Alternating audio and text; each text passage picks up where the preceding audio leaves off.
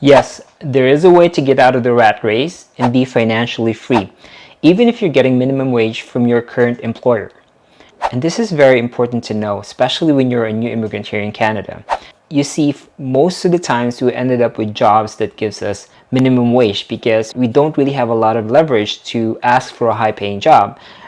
We might not have enough experience here in Canada, and we might not have the certification that they may need first in the beginning. But there is a way to reach your financial goal. It's simple, but it's not going to be easy. So you will need a lot of perseverance and some patience to do this.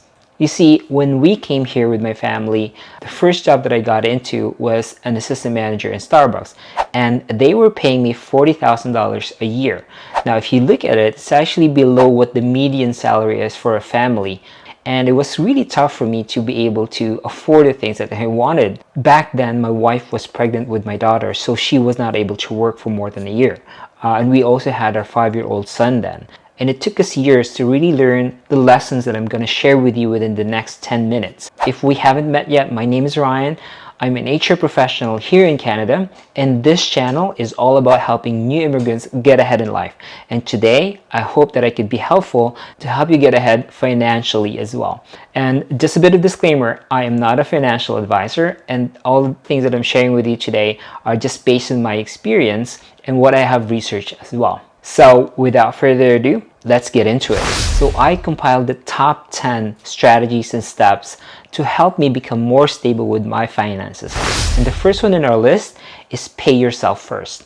So why do you have to pay yourself first? So when you try to pay yourself first before paying anybody else, it gives you a sense of reward and accomplishment, and you just control where your money goes. It can be $10, $50, $100, or $200. It really depends on how much you can afford, but the idea is to take whatever you've earned for that period and pay yourself first.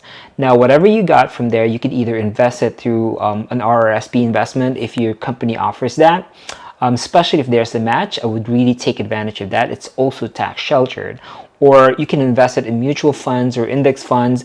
There's a lot out there that you can invest your money in. Your money compounds because you get dividends there. Your money also grows through interest. So I would highly suggest that. So pay yourself first. And two things that I want you to remember when you're paying yourself is, first, make it automatic. So if you can arrange your bank or financial institution to deduct that amount from your payroll it's even better because you don't have to think about it, right? And the other thing is, forget about it, because the more you know that you have a savings fund somewhere that's getting interest, all the more you're tempted to use it, right? So those are the things that I want you to remember. Make it automatic and forget about it. The second one on our list is set a financial goal. You see, if you don't set a goal, money will flow somewhere else. That's why it's called cash flow. Cash has to flow somewhere. So if you don't direct it towards a goal, it's going to go to other things. So make sure that you have those goals. It can be a monthly goal, a quarterly goal, or 6 months or a year goal. It can even be long-term goal. And your goals can be getting out of debt, having enough money in the bank for travel, for example. And the other thing that you need to remember is make sure that you make it very specific. So if you're saving for travel, for example, how much money do you need to travel? If you want to get out of debt, for example, if you just wanted to have financial freedom even, financial freedom sometimes can also be very vague. So what is your amount for financial freedom? How much do you need to be financially free? Do you need $1 million or $2 million or even $10 million? So it really depends on what your version of financial freedom is and how much money you will need to live that lifestyle. Number 3 on our list is to create a budget. You see, it's really important for us to budget because what gets measured gets done. So if you don't know where your money goes, it's just going to go nowhere, or worse, go somewhere where it's wasted. Creating a budget is very simple. There's a lot of apps out there that can help you put where money should be. So in your budget, you should include a lot of things, from your rent to transportation costs to eating out to even your savings as well. So every dollar that you get from your income, especially if you are in a low income bracket where you're getting only minimum wage, is to make sure that those dollars are accounted for. It has to go through different buckets within that budget. And the great thing about budgeting, and you have to remember this as well, it is not set in stone. You have to adjust it as you go, because there might be some areas where you're putting a lot of money, and there might be some areas that you're putting less money. So having a budget gives you guidance and helps you be on track to reaching your financial goals.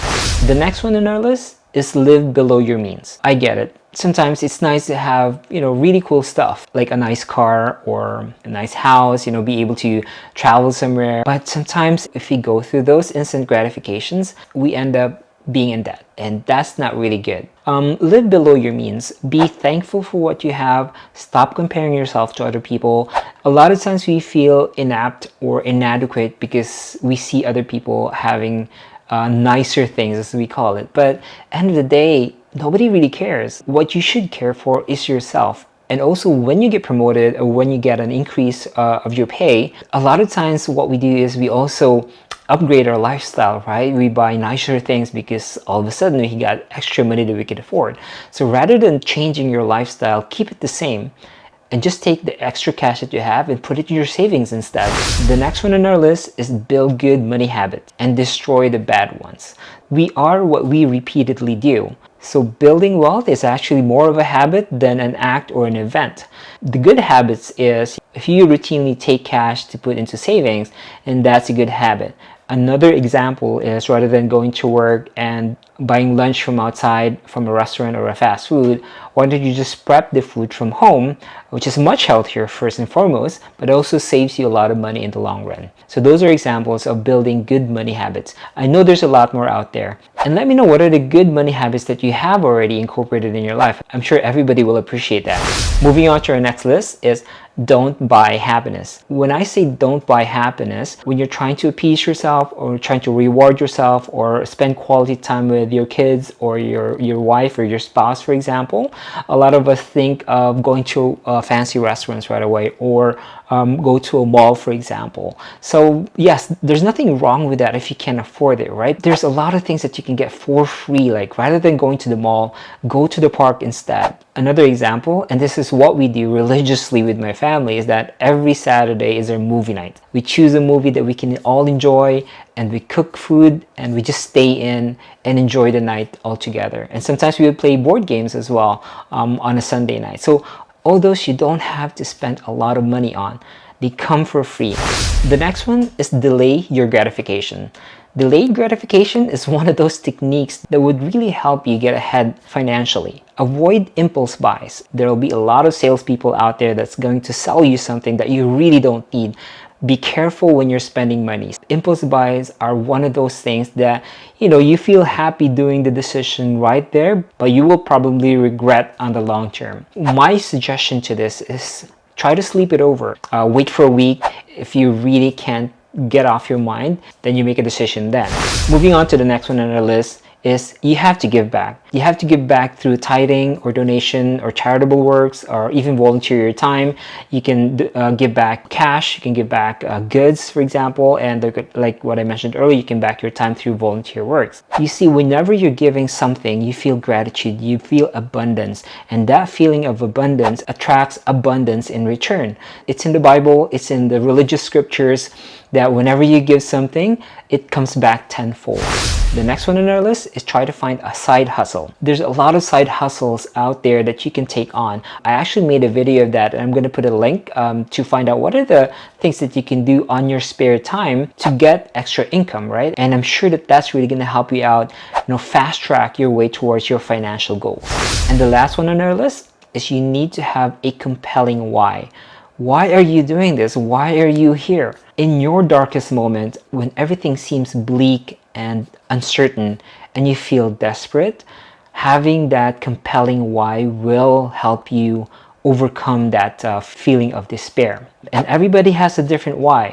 You see, my why is all about my wife and my children, being able to provide for them and make sure that they're always taken care of, their well-being, their health, and their wealth as well. Add to that is I wanted to make sure that I leave a legacy, and I wanted to leave a legacy of service, and I feel that my life has a purpose. And you have to really figure out what that is for you. And I tell you, my friend, that's really going to help you when you're in your point of weakness. Alright, here's the good news though. Your situation on your minimum wage, that's not gonna last. As time progresses, your income will increase, and it can be through merit increases with your company, it can be through bonuses or commissions, or getting promoted, or even applying to another job. So what you're going through right now is just temporary. And also remember that building wealth is more than just your brains. It is also very emotional, and it's also very spiritual as well. And that's the reason why not all smart people are wealthy. If you haven't subscribed yet, please do so. Every week I release videos that helps immigrants get ahead in life here in Canada. Thanks for watching till the end of this video, and I will see you guys in the next one.